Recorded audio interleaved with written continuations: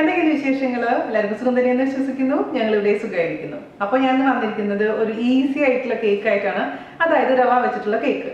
അപ്പോൾ ഇപ്പോൾ ലോക്ക്ഡൗൺ ആയതുകൊണ്ട് നമ്മുടെ വീട്ടിൽ ചിലപ്പോൾ എല്ലാ ഐറ്റംസ് ഉണ്ടായിരിക്കണം നിർബന്ധം പറയാൻ പറ്റില്ല അല്ലേ. അപ്പോൾ വീട്ടിലുള്ള ഐറ്റംസ് വെച്ചിട്ട് വളരെ എളുപ്പത്തിൽ അതേസമയം സ്വാദിഷ്ടമായിട്ടുള്ളൊരു കേക്കാണ് റവ കേക്ക് എന്ന് പറയുന്നത്. ഏതൊരു ചെറിയ കുട്ടിക്ക് പോലും ചെയ്യാൻ പറ്റുന്ന ഒരു കേക്കാണ്. ഞാൻ പലതരത്തിലുള്ള കേക്കിൽ ഓൾറെഡി വീഡിയോ ഇട്ടിട്ടുണ്ട്. ഇനി നിങ്ങൾ എൻ്റെ അടുത്ത് ചോദിക്കുന്ന ചോക്ലേറ്റ് കേക്കാണ്, സിമ്പിൾ ആയിട്ടുള്ള ചോക്ലേറ്റ് കേക്ക് തീർച്ചയായിട്ടും ഞാൻ കൊണ്ടുവരാം. അപ്പോൾ എല്ലാവരും തയ്യാറാക്കി നോക്കുക. അതിനുശേഷം എനിക്ക് ഫീഡ്ബാക്ക് തരാനും അതുപോലെ തന്നെ വീഡിയോ ഇഷ്ടപ്പെട്ടിട്ടുണ്ടെങ്കിൽ ഷെയർ ചെയ്യാനും മറക്കില്ല എന്ന് വിശ്വസിക്കുന്നു. അപ്പോൾ ഞാൻ ഇന്നലെ നിങ്ങൾക്ക് വേണ്ടിയിട്ട് ഒരു ഹെൽത്തി ആയിട്ടുള്ള കളർഫുൾ ആയിട്ടുള്ള ഡ്രിങ്ക് ഞാൻ ഇട്ടിട്ടുണ്ടായിരുന്നു കേട്ടോ. പക്ഷേ കുറേ പേര് കാണുന്നില്ല. അപ്പം നിങ്ങൾ എൻ്റെ അടുത്ത് പറയും ഞാൻ വീഡിയോ ഇടും, പക്ഷെ കാണുന്നില്ല. അപ്പോൾ പിന്നെ ഞാൻ എന്താ ചെയ്യണ്ടേ? നിങ്ങൾ തന്നെ പറയും. അത് ചെറിയൊരു പിണക്കുണ്ട് നിങ്ങളുടെ അടുത്ത്. എനിക്ക് അത് പറയാതിരിക്കാൻ പറ്റില്ല. ഒരുപാട് പേര് പറയുന്ന എക്സ്ക്യൂസ് എന്താണെന്ന് വെച്ച് കഴിഞ്ഞാൽ നോട്ടിഫിക്കേഷൻസ് വരുന്നില്ല. അപ്പം ഞാൻ പറഞ്ഞിരുന്നു മോസ്റ്റ്ലി ഇപ്പം ഞാൻ വീക്കിലി 5 ദിവസങ്ങളിൽ വീഡിയോ ഇടുന്നുണ്ട്. അപ്പോൾ ഡെയിലി ഒന്ന് കയറി നോക്കുകയാണെന്നുണ്ടെങ്കിൽ ഇപ്പം നോട്ടിഫിക്കേഷൻ നിങ്ങൾക്ക് ഡിപ്പെൻഡ് ചെയ്യേണ്ട ആവശ്യമില്ല. അപ്പോൾ എന്നോട് ഇഷ്ടമാണെങ്കിൽ വീഡിയോ കാണും, ഇല്ലാതെ ഇപ്പം എനിക്കൊന്നും പറയാനില്ല. അപ്പോൾ ഒട്ടും താമസിച്ചാണ് നമുക്ക് എങ്ങനെയാണ് ടേസ്റ്റി ആയിട്ടുള്ള റവ കേക്ക് തയ്യാറാക്കാം ഇത് നോക്കിയിട്ട് വരാം. ഓക്കെ, അപ്പോൾ നമുക്ക് റവ കേക്ക് ഉണ്ടാക്കാൻ തുടങ്ങിയാലോ? അപ്പോൾ അതിന് വേണ്ടി നമുക്ക് അതിലേക്ക് ആവശ്യമുള്ള എല്ലാ സാധനങ്ങളും റെഡിയാക്കി ആദ്യം തന്നെ എടുത്ത് വെക്കുക. അപ്പോൾ ഞാൻ കുറേ പേര് എൻ്റെ അടുത്ത് പറയാറുണ്ട്, ചേച്ചി ഗ്ലാസ് മെഷർമെൻറ്റ്സ് പറയുമ്പോൾ ഭയങ്കര കൺഫ്യൂഷൻ വരുന്നു എന്ന്. അപ്പോൾ ഇതുപോലത്തെ സ്റ്റാൻഡേർഡ് മെഷറിംഗ് കപ്പ് വാങ്ങിക്കാൻ പറ്റുകയാണെന്നുണ്ടെങ്കിൽ വാങ്ങിച്ച് വെക്കുകയാണെങ്കിൽ വളരെ ഉപകാരമായിരിക്കും. കാരണം നമ്മൾ കേക്കൊക്കെ ചെയ്യുമ്പോൾ ശരിക്കും മെഷർമെൻറ്റ്സ് വളരെ ഇമ്പോർട്ടൻ്റ് ആണ് കേട്ടോ. പക്ഷേ അപ്പോൾ ഇതെന്ന് വെച്ചാൽ വലിയ പൈസയൊന്നും ഇല്ല, എല്ലാ സൂപ്പർ മാർക്കറ്റിലും അവൈലബിൾ ആണ്. കേക്കിൻ്റെ സെക്ഷനിൽ പോയി കഴിഞ്ഞാൽ ഇതേപോലത്തെ മെഷറിംഗ് കപ്സും അതുപോലെ തന്നെ ഇതേപോലെ ടീസ്പൂൺസും വാങ്ങിക്കാൻ കിട്ടും. അപ്പോൾ നിങ്ങൾക്ക് അഥവാ വാങ്ങിക്കാൻ പറ്റിയിട്ടില്ലെങ്കിൽ നിങ്ങൾ ഏത് ഗ്ലാസ്സാണ് ഉപയോഗിക്കുന്നത് ആ ഗ്ലാസിൻ്റെ അളവിൽ എല്ലാം ഒരേ ഇതുപോലെ എടുത്താൽ മതി. ഒരു ഗ്ലാസ് പൊടി അതേപോലെ തന്നെ പകുതി ഗ്ലാസ് പഞ്ചസാരയൊക്കെ പറയുകയാണെന്നുണ്ടെങ്കിൽ ഈ ഏത് ഗ്ലാസ്സാണ് നിങ്ങൾ എടുക്കുന്നത് ആ സെയിം ഗ്ലാസിൻ്റെ മെഷർമെൻറ്റ്സ് നോക്കിയാൽ മതി കേട്ടോ. അപ്പോൾ ഇതും ഏകദേശം ഒരു 250 ml ആണ് ഗ്ലാസ്.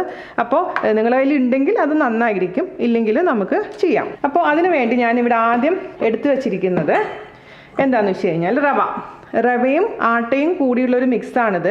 ഞാനിവിടെ വറുത്തിട്ടുള്ള നമ്മൾ ഓൾറെഡി പുറത്തുനിന്ന് വാങ്ങിക്കുന്ന റവ വറുത്തിട്ടുള്ള റോസ്റ്റഡ് റവയാണ് വാങ്ങിച്ചിട്ടുണ്ടായിരുന്നത്. അത് നന്നായിട്ട് മിക്സിയിലിട്ട് പൊടിച്ച് അരിച്ചെടുത്ത് വെച്ചിരിക്കുന്നതാണിത്. അപ്പോൾ അത് 1.5 കപ്പ് റവ പൊടിച്ച് നമ്മൾ അരിച്ചു വെച്ചിരിക്കുന്ന റവ അളന്നെടുത്തതിൽ 1.5 കപ്പ് റവയുണ്ട്. അതുപോലെ തന്നെ അതിലേക്ക് ഞാൻ ഒരു 1/2 കപ്പ് ആട്ട അതായത് ഗോതമ്പ് പൊടി ചേർത്ത് കൊടുത്തിട്ടുണ്ട്. അപ്പോൾ ഗോതമ്പ് പൊടി അല്ലാന്നുണ്ടെങ്കിൽ നമുക്ക് മൈദ ചേർക്കാം 1/2 കപ്പ്. ഞാൻ റവ വെച്ച് മാത്രം ചെയ്ത് നോക്കിയപ്പോൾ എനിക്കതിൻ്റെ റിസൾട്ട് അത്ര നന്നായി തോന്നിയില്ല. ഇച്ചിരി ഒരു ഓയിലി പോലെ എന്തോ ടെക്സ്ചർ എനിക്ക് അത്ര നന്നായി തോന്നിയില്ല. അതുകൊണ്ട് ഞാൻ പിന്നെ വീണ്ടും ആട്ടയും കൂടെ മിക്സ് ചെയ്ത് നോക്കിയപ്പോൾ കുറച്ചും കൂടെ നന്നായി വന്നിട്ടുണ്ട്. അപ്പോൾ ഈ ഒരു അളവ് ഞാൻ പറയുകയാണെന്നുണ്ടെങ്കിൽ ഞാനിവിടെ എഴുതി വെച്ചിട്ടുണ്ട് നിങ്ങൾക്ക് വേണ്ടിയിട്ട്. അപ്പോൾ ഈ മൊത്തം അളവ് 200 ഗ്രാം ആണ്. അതായത് റവ മാത്രം ടേബിൾ സ്പൂണിൻ്റെ കണക്ക് പറയുകയാണെന്നുണ്ടെങ്കിൽ 21 ടേബിൾ സ്പൂൺ, അതുപോലെ തന്നെ ആട്ട 7 ടേബിൾ സ്പൂൺ കേട്ടോ. അപ്പോൾ മൊത്തത്തിൽ 28 ടേബിൾ സ്പൂൺ ഉണ്ട് ഈ രണ്ടും കൂടിയിട്ട്. അപ്പോൾ അത് നമുക്ക് മാറ്റി വയ്ക്കാം. പിന്നെ നമുക്ക് വേണ്ടത് 1/2 കപ്പ് ഓയിൽ, വാസന ഇല്ലാത്ത ഏത് ഓയിൽ വേണമെങ്കിലും ഉപയോഗിക്കാം. ഞാനിപ്പോൾ ഇവിടെ സൺഫ്ലവർ ഓയിലാണ് ഉപയോഗിച്ചിരിക്കുന്നത്. അത് 1/2 കപ്പ്. 1/2 കപ്പ് എന്ന് പറയുമ്പോൾ ഒരു 8 ടേബിൾ സ്പൂണോളം ഓയിൽ ഉണ്ടാകും ഇത്. പിന്നെ നമുക്ക് വേണ്ടത് തൈരാണ്. തൈര് എന്ന് പറയുമ്പോൾ തൈര് നന്നായിട്ട് മിക്സ് ചെയ്യുക, ഒരു ഫോർക്ക് വെച്ചിട്ടോ എന്തെങ്കിലും വെച്ചൊന്ന് നന്നായിട്ട് ബീറ്റ് ചെയ്തതിന് ശേഷം അളന്ന് വെക്കുന്ന തൈര്, അതും 1/2 കപ്പാണ് ഞാൻ ഇവിടെ എടുത്ത് വെച്ചിരിക്കുന്നത്. ഒരു 9 ടേബിൾ സ്പൂണൊക്കെ വേണ്ടി വരും. അപ്പോൾ ഒരുപാട് തിക്കായിട്ടുള്ള തൈരല്ല നമുക്ക് വേണ്ടത്, കുറച്ച് ലൂസായിട്ട്. അതായത് ആദ്യം തന്നെ ഫ്രിഡ്ജിൽ നിന്ന് പുറത്തെടുത്ത് വെക്കുക, അതിൻ്റെ തണുപ്പാറിയതിന് ശേഷം മാത്രം ഒരു ഫോർക്ക് വെച്ചിട്ട് ബീറ്റ് ചെയ്യുക, എന്നിട്ട് അളന്നെടുക്കുക, എന്നിട്ട് 1/2 കപ്പ് അളന്നെടുത്ത് മാറ്റി വെച്ചിരിക്കുന്ന തൈര് കേട്ടോ. അപ്പോൾ നിങ്ങൾക്ക് തൈര് താല്പര്യം ഇല്ലാന്നുണ്ടെങ്കിൽ 2 മുട്ട ഇതിന് പകരമായിട്ട് നമുക്ക് ഉപയോഗിക്കാം. ആ മുട്ടയാണെങ്കിൽ റൂം ടെമ്പറേച്ചറിലുള്ള മുട്ടയായിരിക്കണം. അതും ഇതേപോലെ തന്നെ നന്നായിട്ട് ഫോർക്ക് വെച്ചിട്ട് ബീറ്റ് ചെയ്തിട്ട് മാറ്റി വയ്ക്കാം. പിന്നെ നമുക്ക് ഇതിലേക്ക് വേണ്ടത് പൊടിച്ച പഞ്ചസാരയാണ്. പഞ്ചസാര പൊടിച്ചതിന് ശേഷം മാത്രം അളന്ന് നോക്കുക, അത് 1 കപ്പ് കേട്ടോ. പിന്നെ വേണ്ടത് പാലാണ്, അത് നമുക്ക് അവസാനം ചേർത്ത് കൊടുക്കുക.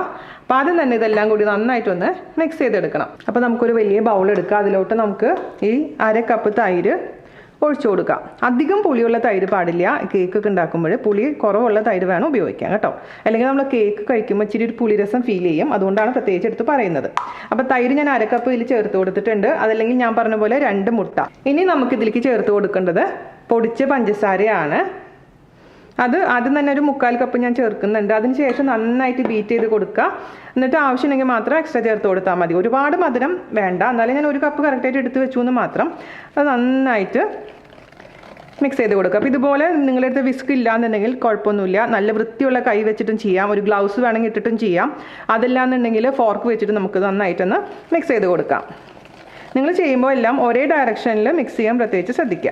ഇത് റവ ആയതുകൊണ്ട് നമുക്കൊരു 30 മിനിറ്റ് റെസ്റ്റിംഗ് ടൈം വേണം. സാധാരണ കേക്ക് ബാറ്റർ റെഡിയാക്കി അപ്പോൾ തന്നെ ചെയ്യാൻ പറ്റില്ല ഇത്. അപ്പോൾ നമ്മൾ റെസ്റ്റ് ചെയ്യാൻ വെക്കുന്ന സമയത്ത് മാത്രം നമ്മുടെ കടായി അല്ലെങ്കിൽ കുക്കർ പ്രീ ഹീറ്റ് ചെയ്താൽ മതി. അല്ലെങ്കിൽ അവനാണെങ്കിലും അവൻ പ്രീ ഹീറ്റ് ചെയ്യാൻ ഇട്ടാൽ മതി. ഇപ്പോഴും തന്നെ പ്രീ ഹീറ്റ് ചെയ്യാൻ ഇടണ്ട കേട്ടോ. ഓക്കെ, അപ്പോൾ നന്നായിട്ട് നമ്മുടെ പഞ്ചസാരയും ഈ തൈരും തമ്മിൽ ചേർത്ത് കൊടുത്തിട്ടുണ്ട്. ഇതിലോട്ട് നമ്മൾ എടുത്തു വെച്ചിരിക്കുന്ന 1/2 കപ്പ് ഓയിൽ ഒഴിച്ചു കൊടുക്കാം. അതും ചേർത്ത് നന്നായിട്ട് മിക്സ് ചെയ്യണം. ഈ ഓയിലും ഈ തൈരും നന്നായിട്ട് ഈവനായിട്ട് യോജിച്ചു എന്ന് ഉറപ്പ് വരുത്തണം. ഈ പുറത്തേക്ക് ഇങ്ങനെ എണ്ണ കാണാൻ പാടില്ല കേട്ടോ. കണ്ടില്ലേ, ഇപ്പോൾ ഓയിൽ നമുക്കൊന്നും പുറത്തേക്ക് കാണുന്നില്ല. അത് നന്നായിട്ട് മിക്സായി കിട്ടിയിട്ടുണ്ട്. ഇനി ഇതിലേക്ക് ഞാൻ ഒരല്പം ഉപ്പ് ചേർത്ത് കൊടുക്കാൻ പോവുകയാണ്. ഒരുപാടൊന്നും വേണ്ട, ഒരല്പം ഉപ്പ് ചേർത്ത് കൊടുത്തിട്ടുണ്ട്. അത് നന്നായിട്ടങ്ങ് മിക്സ് ചെയ്യാം. ഓക്കെ, ഇനി നമ്മുടെ എടുത്തു വെച്ചിരിക്കുന്ന റവയും അതുപോലെ തന്നെ ആട്ടയും തമ്മിലുള്ള ആ ഒരു കൂട്ട് കുറച്ചായിട്ട് ഇതിലോട്ട് ഇട്ട് നന്നായിട്ട് അങ്ങ് മിക്സ് ചെയ്തെടുക്കാം. നമ്മൾ അവസാനം മാത്രമാണ് ഇതിലോട്ടുള്ള ബേക്കിംഗ് പൗഡറും ബേക്കിംഗ് സോഡയും ചേർക്കുന്നത്. ഇപ്പോൾ ഈ സമയത്ത് നമ്മൾ ചേർക്കുന്നില്ല, കാരണം 30 മിനിറ്റ് ഇത് റെസ്റ്റ് ചെയ്യാൻ വെക്കേണ്ടതാണ്. അതുകൊണ്ട് ഇപ്പോഴേ തന്നെ ബേക്കിംഗ് പൗഡറും ബേക്കിംഗ് സോഡയും ചേർത്ത് കഴിഞ്ഞാൽ കേക്ക് നന്നായിട്ട് വരില്ല. നമ്മൾ ലാസ്റ്റ് മിനിറ്റ് മാത്രം അത് ചേർത്താൽ മതി. അപ്പോൾ ഞാൻ പറഞ്ഞ പോലെ ഇതിലോട്ട് കുറച്ചായിട്ട് ഇട്ടതിന് ശേഷം നന്നായിട്ട് മിക്സ് ചെയ്തെടുക്കാം.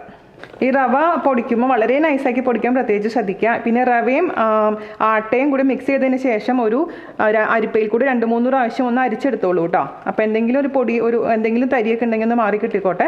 വളരെ നൈസായിട്ടുള്ള പൊടിയാണ് നമുക്ക് വേണ്ടത്.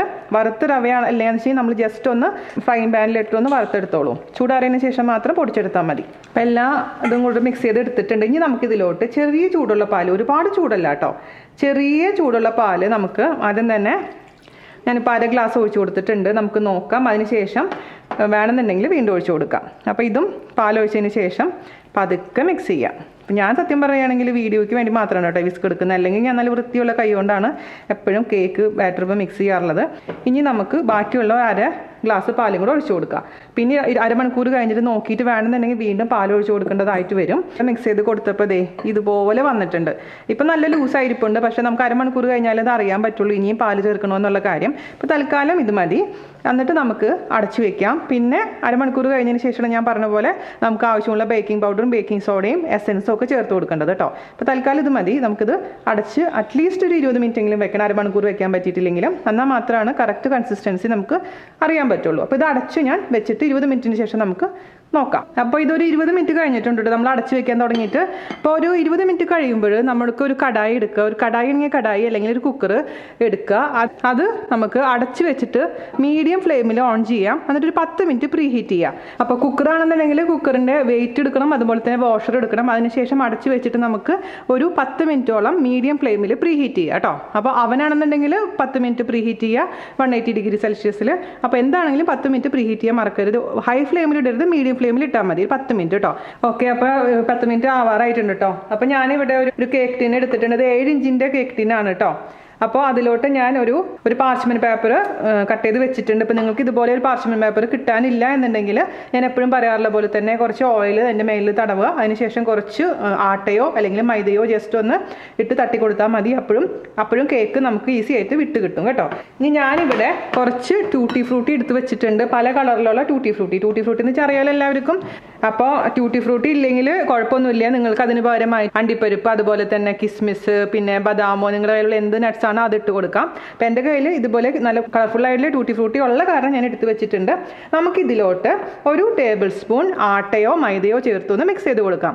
എന്തിനാണ് അങ്ങനെ ചെയ്യുന്നതെന്ന് വെച്ച് കഴിഞ്ഞാൽ നമ്മുടെ ഈ ബാറ്ററിലോട്ട് ഇടുമ്പോൾ അല്ലെങ്കിൽ എല്ലാം കൂടി അങ്ങ് താഴ്ന്നു പോകും. അപ്പോൾ താഴ്ന്നു പോകാതിരിക്കാൻ വേണ്ടിയിട്ടാണ് കുറച്ച് പൊടി നമ്മൾ ഇതിൽ മിക്സ് ചെയ്ത് വെക്കുന്നത് കേട്ടോ. അപ്പോൾ ഞാനിതിലേക്ക് ഒരു ടേബിൾ സ്പൂൺ ആട്ട ചേർത്ത് കൊടുത്തിട്ടുണ്ട്. എന്നിട്ട് ഇത് മിക്സ് ചെയ്ത് കൊടുക്കാം. പിന്നെ കുറച്ച് ഞാനിവിടെ എടുത്ത് വെച്ചിട്ടുണ്ട്. അത് നമ്മുടെ ടിന്നിൽ താഴെ ഇടാനും പിന്നെ മേലെ ഇടാനും വേണ്ടിയിട്ടാണ്. ഇപ്പം ഞാൻ പറഞ്ഞ പോലെ ഇതില്ലെന്ന് വെച്ചാൽ നിങ്ങൾക്ക് ടെൻഷൻ്റെ ആവശ്യമൊന്നുമില്ല, ഉള്ളത് ഇട്ട് കൊടുത്താൽ മതി.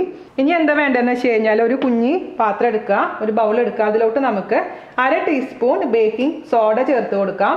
ഞാൻ കഴിഞ്ഞ ദിവസം ബേക്കിംഗ് പൗഡർ മാത്രം ഇട്ടിട്ട് ഉണ്ടാക്കി നോക്കി കേക്ക്, പക്ഷേ ശരിയായിട്ട് വന്നില്ല. അപ്പോൾ 1/2 ടീസ്പൂൺ ബേക്കിംഗ് സോഡ ഞാൻ ഇതിലേക്ക് ഇട്ട് കൊടുത്തിട്ടുണ്ട്. ഇനി നമുക്ക് വേണ്ടത് 1 ടീസ്പൂൺ ബേക്കിംഗ് പൗഡറാണ്.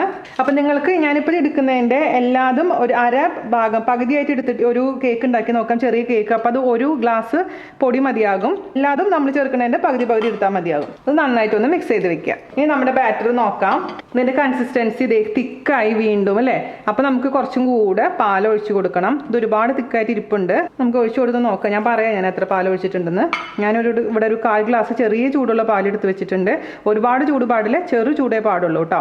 അപ്പോൾ ഞാൻ കുറച്ച് ഒഴിച്ചു കൊടുത്തിട്ടുണ്ട്. നന്നായിട്ടങ്ങ് മിക്സ് ചെയ്ത് കൊടുക്കുക. ഇത് നന്നായി മിക്സ് ചെയ്തതിന് ശേഷം മാത്രമേ ബേക്കിംഗ് പൗഡറും ബേക്കിംഗ് സോഡയും തമ്മിലുള്ള കൂടെയുള്ള മിക്സ് ചേർത്ത് കൊടുക്കാൻ പാടുള്ളൂ. ഈവനായിട്ടങ്ങ് മിക്സ് ആവണം.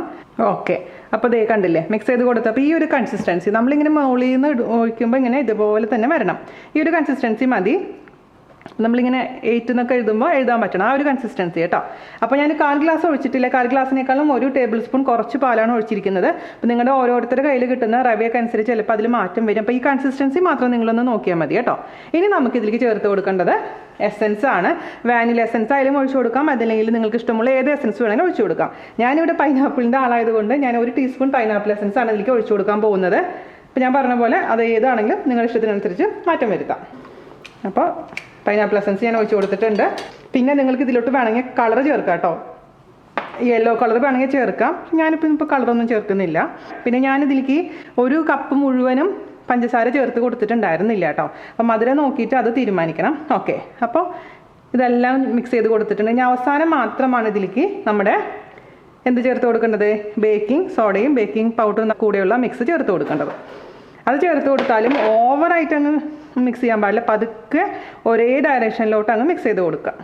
ഞാനിതിലോട്ട് നമ്മുടെ ട്യൂട്ടി ഫ്രൂട്ടി ഇടാൻ മറന്നുപോയി കേട്ടോ. അതും കൂടി ഇട്ടണേ, എന്നിട്ട് മിക്സ് ചെയ്ത് കൊടുക്കാം. അപ്പോൾ ഇത് നമുക്ക് മാറ്റി വയ്ക്കാം. ഇനി നമുക്ക് നമ്മുടെ കേക്ക് ടിന്ന് എടുക്കാം. അതിലോട്ട് കുറച്ച് ട്യൂട്ടി ഫ്രൂട്ടി ഞാൻ പറഞ്ഞ പോലെ വേണമെങ്കിൽ മാത്രം മതി കേട്ടോ. ഒന്ന് ഇട്ട് കൊടുക്കാം, ഒരു ഭംഗിക്ക് വേണ്ടിയിട്ട്, താഴെ ഒന്ന് വരാൻ വേണ്ടിയിട്ട്. അതിലോട്ട് നമ്മുടെ കേക്കിൻ്റെ ബാറ്റർ ഒഴിച്ചു കൊടുക്കാം. അതൊന്ന് ടാപ്പ് ചെയ്ത് കൊടുക്കാം. ഇവിടെ വേണ്ട കേട്ടോ, ഞാൻ വേറെ സ്ഥലത്ത് വെച്ച് ടാപ്പ് ചെയ്യട്ടെ. അപ്പോൾ എയർ ബബിൾസ് ഒക്കെ ഒന്ന് പോകാൻ വേണ്ടിയിട്ട് നമ്മളങ്ങനെ ചെയ്യുന്നത്.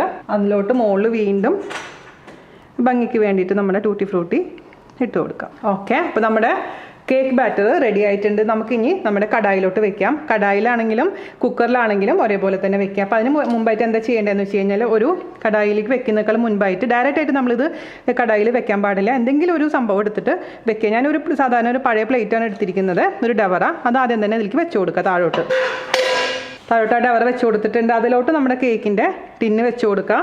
അതിന് ശേഷം അടയ്ക്കുക. ചിലപ്പോൾ 1 മണിക്കൂർ വരെ എടുക്കാം. അത് ഓരോരുത്തരുടെ അടപ്പനുസരിച്ച് മാറ്റം വരും. അപ്പോൾ ഞാൻ തീ ഒന്ന് മീഡിയം ടു ലോയിലോട്ട് മാറ്റുകയാണ് കേട്ടോ. അവനിലാണെന്നുണ്ടെങ്കിൽ 180 ഡിഗ്രി സെൽഷ്യസിൽ ഇതുപോലെ തന്നെ ഒരു 40 മിനിറ്റ് വേണ്ടി വരും. ഞാൻ അവനിൽ വെച്ചിട്ട് ഈ കേക്ക് ചെയ്തിട്ടില്ല ഇതുവരെ, അതുകൊണ്ട് എനിക്ക് കറക്റ്റ് ടൈം അറിയില്ല. അപ്പം നമ്മുടെ കേക്ക് എന്തൊരു ബ്യൂട്ടിഫുള്ളായി വന്നു നോക്കൂ. ഇത് 1 മണിക്കൂർ ആയിട്ടുണ്ട് കേട്ടോ. അപ്പോൾ സൈഡിൽ നിന്നൊക്കെ വിട്ട് വന്നിട്ടുണ്ട്. നമുക്കൊന്ന് കുത്തി നോക്കാം. ഇതാ കറക്റ്റായിട്ട് വെന്തിട്ടുണ്ട്. അപ്പോൾ നമുക്ക് പുറത്തേക്ക് എടുത്ത് വെക്കാം. അതിനുശേഷം ചൂടാറിയതിന് ശേഷം നമുക്ക് മുറിച്ചെടുക്കാം. അപ്പോൾ ഓരോരുത്തരുടെ ഗ്യാസ് സ്റ്റവ് അനുസരിച്ച് മാറ്റം വരും. 45 മുതൽ 1 മണിക്കൂറോ അല്ലെങ്കിൽ 1.25 മണിക്കൂർ വരെയൊക്കെ ആവാം ഓരോ സ്റ്റവ് അനുസരിച്ചും. നമ്മൾ മീഡിയം ലോ ഫ്ലെയിമിൽ ഇടാൻ പാടില്ല, മീഡിയം ഫ്ലെയിമിൽ ഇടാൻ പാടില്ല. അതിന് രണ്ടിനും മധ്യയാണ് ഇടേണ്ടത് കേട്ടോ. അപ്പോൾ ഒരുപാട് ചൂട് കൂടിക്കഴിഞ്ഞാലും ബുദ്ധിമുട്ടാണ്, ചൂട് കുറഞ്ഞാലും ശരിയാവില്ല. അപ്പോൾ ആ ഒരു രീതിയിൽ നമുക്കിപ്പോൾ എനിക്ക് 1 മണിക്കൂറാണ് എടുത്തിരിക്കുന്നത് ഈ കേക്ക് ഇതേപോലെ ബേക്കായി കിട്ടാൻ വേണ്ടിയിട്ട്. അപ്പോൾ നമ്മുടെ സൂപ്പറായിട്ടുള്ള കേക്ക് ഞാൻ ഒരു വയർ റാക്കിലോട്ട് ചൂടാറാൻ വേണ്ടി മാറ്റി വെച്ചിട്ടുണ്ട് കേട്ടോ. കാരണം ചൂടാറി കഴിഞ്ഞാൽ മാത്രമേ നമ്മളിത് കട്ട് ചെയ്യാൻ പാടുള്ളൂ. ചൂടോടുകൂടി ഒരിക്കലും കേക്ക് കട്ട് ചെയ്യാൻ പാടില്ല. അത് പ്രത്യേകിച്ച് ശ്രദ്ധിക്കുക. എന്ത് പറ്റുമെന്ന് വെച്ച് കഴിഞ്ഞാൽ നമുക്ക് ശരിയായ രീതിയിൽ കട്ട് ചെയ്യാൻ പറ്റില്ല, ഇങ്ങനെ പൊടിഞ്ഞു പോകും നമ്മുടെ കേക്ക്. അതുകൊണ്ട് എപ്പോഴും ചൂടാറാൻ വേണ്ടി മാറ്റി വയ്ക്കുക. അപ്പോൾ അതൊരു 30 മിനിറ്റ് ഒക്കെ കഴിഞ്ഞതിന് ശേഷം നമുക്കിത് മുറിക്കാം. ഗോൾഡ് കളറാണ് നമുക്ക് ക്രസ്റ്റിന് വരേണ്ടത്. കളർ വന്നു കഴിഞ്ഞാൽ തന്നെ സൂപ്പറായിരിക്കും. കാരണം വെളുത്തിരുന്ന് കഴിഞ്ഞാൽ ഉള്ളിൽ കുക്കായിട്ടുണ്ടാവില്ല. പിന്നെ നമ്മൾ എണ്ണയും അതുപോലെ തന്നെ തൈരാണ് ചേർക്കുന്നത്. അപ്പോൾ അതിൻ്റെ ഒരു ഓയിലി ഒരു ഇങ്ങനെ എന്താ പറയുക ഒട്ടിപ്പിടിക്കുന്ന ഒരു ഫീലിംഗ് വരും. അതുകൊണ്ട് കുക്കിംഗ് ടൈം ഇമ്പോർട്ടൻ്റ് ആണ് കേട്ടോ. നമ്മുടെ കേക്കിൻ്റെ ചൂടൊക്കെ ആറിയിട്ടുണ്ട് കേട്ടോ. എടുത്ത് വെച്ചിട്ടുണ്ട്. ഞാൻ ജസ്റ്റ് ഒന്ന് കട്ട് ചെയ്യാം. അപ്പോൾ നമ്മുടെ കേക്കിൻ്റെ ഒരു സ്ലൈസ് ഞാൻ എടുത്ത് നിങ്ങൾക്ക് കാണിച്ചു തരാം. നല്ല സോഫ്റ്റ് ആയിട്ടുള്ള കേക്കാണ്. പിന്നെ ഞാൻ പറഞ്ഞ പോലെ കുക്കിംഗ് ടൈം ഇമ്പോർട്ടൻ്റ് ആണ്. ഇത് ഇച്ചിരി സമയം എടുക്കുന്ന കേക്കാണ് സാധാരണ. പിന്നെ നിങ്ങൾ ഇതിൻ്റെ ഹാഫ് ക്വാണ്ടിറ്റി ചെയ്യുകയാണെന്നുണ്ടെങ്കിൽ ഇത്രയും സമയം എടുക്കില്ല കേട്ടോ. ഇതിപ്പോൾ 2 ഗ്ലാസ് ആയതുകൊണ്ടാണ് എനിക്ക് 1 മണിക്കൂർ എടുത്തിരിക്കുന്നത്. അപ്പോൾ എന്തായാലും നന്നായി കുക്കായി എന്ന് ഉറപ്പ് വരുത്തുക, അല്ലെങ്കിൽ ഒരു സ്റ്റിക്കി ആയിട്ടുണ്ടാവും, ഫീൽ ഉണ്ടാവും. അത് എപ്പോഴും ശ്രദ്ധിക്കുക. അപ്പോൾ സൂപ്പർ ഈസി ആയിട്ടുള്ള നമ്മുടെ റവ കേക്ക് എല്ലാവരും തയ്യാറാക്കി നോക്കുക. അപ്പോൾ ഞാൻ പറഞ്ഞ പോലെ നോമ്പായതുകൊണ്ട് ഞാനിപ്പോൾ ഒന്ന് ടേസ്റ്റ് ചെയ്ത് നോക്കുന്നില്ല. എന്നാലും സൂപ്പറാണ്. ഞാൻ ഇന്നലെ ഉണ്ടാക്കിയതാണ്. അപ്പോൾ ഇത് മാത്രമല്ല, ഇതിപ്പോൾ നിങ്ങൾക്ക് സൂക്ഷിക്കണം എന്നുണ്ടെങ്കിൽ ഒരു ടൈറ്റായിട്ടുള്ള കണ്ടെയ്നറിൽ ചൂടാറിയതിന് ശേഷം ഇട്ട് വെക്കുക.